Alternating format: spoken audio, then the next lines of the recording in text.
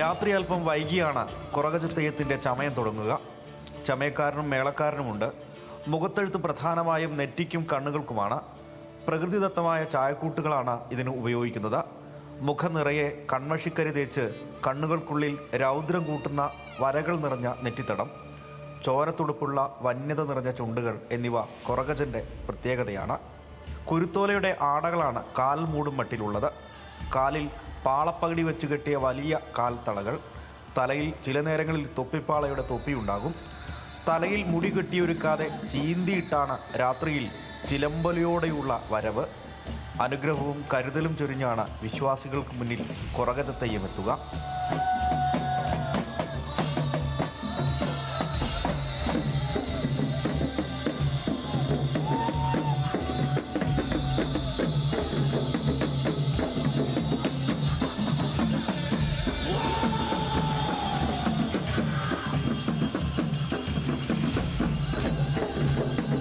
കുറകജെന്ന് പറഞ്ഞത് തന്നെ ഐത്തത്തിനെതിരെ പ്രതികരിച്ച ആളാണ്. തെയ്യത്തിൻ്റെ പ്രധാന ഈ തെയ്യം കെട്ടുന്ന ആൾ മാത്രമല്ല, ആ നടത്തുന്ന വീട്ടുകാരായെങ്കിലും തറവാട്ടുകാരായെങ്കിലും അതിൻ്റെ മേൽനോട്ടം വഹിക്കുന്ന ആളായെങ്കിലും വളരെ ചിട്ടയോടുകൂടി പാലിക്കേണ്ട ചില കർമ്മങ്ങളുണ്ട്.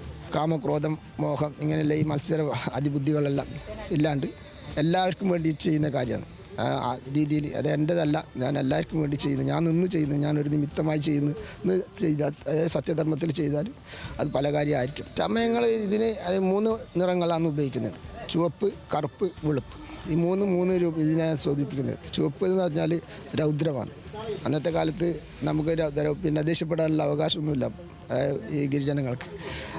അതിനെ കാണിക്കുന്നതാണ് ഈ രൗദ്രഭാഗം. അതേ കറുപ്പ് എന്ന് പറഞ്ഞാൽ അന്ന് എല്ലാവരും കറുത്തവരാണ്, അത് അവരെ അതാണ് എന്നുള്ള രീതിയിലുള്ളൊരു സങ്കല്പം ഉണ്ടായിരുന്നു. അതിനെയും മറികടന്നിട്ട് അത് വെള്ളം വരുന്നത്. വെള്ളം എന്ന് പറഞ്ഞാൽ എല്ലാവർക്കും വെളുപ്പ്, ശാന്തിയാണ്, സമാധാനമാണ്.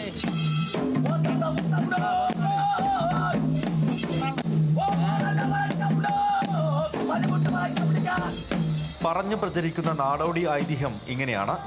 കളിയാട്ടത്തിനായി വാഴത്തടയും തെങ്ങിൻ തിരിയോലയും ചുമന്നുകൊണ്ടുവന്ന തനിയനെ താഴ്ന്ന ജാതിക്കാരനെന്ന പേരിൽ പടി കയറാൻ അനുവദിക്കാത്തതിനെ തുടർന്ന് അദ്ദേഹം മാടം തീണ്ടുകയും ജീവൻ ഹോമിച്ച് തെയ്യക്കോലമായി മാറുകയും ചെയ്തു. തുളു സംസ്കാരങ്ങളുടെ ഭാഗമായി പ്രഥമ സ്ഥാനമാണ് ഈ തെയ്യത്തിന്. രാത്രിയിൽ ചിലമ്പലിയോടെയാണ് പുറപ്പാട്. തലയിൽ തൊപ്പിപ്പാള, അരയിൽ ചെറുമണികളുള്ള പട്ട, കയ്യിൽ വടി. ഇങ്ങനെയാണ് വേഷവിധാനം. ദുരിതങ്ങൾ അകറ്റാനും കുലം തെറ്റിയവരെ ശിക്ഷിക്കാനും എത്തുന്ന അതീവ ശക്തിയുള്ള ദേവനായി കുറകജയെ കണക്കാക്കുന്നു.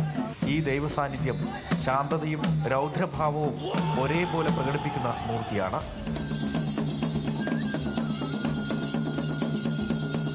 ശാന്തസ്വരൂപത്തിൽ നൃത്തം തുടങ്ങി രൗദ്രഭാവം കൈക്കൊള്ളും.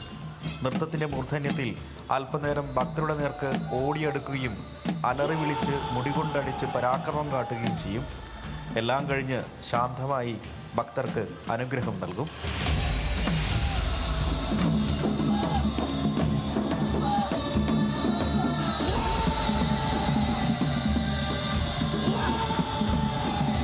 പുതിയ കാലത്ത് ദളിത് വിഭാഗങ്ങൾക്ക് പ്രകൃതിയും അവരുടെ വിശ്വാസങ്ങളും ഒക്കെ തിരികെ പിടിക്കാനുള്ള പ്രതീക്ഷയാകുകയാണ് കുറകച്ചൻ.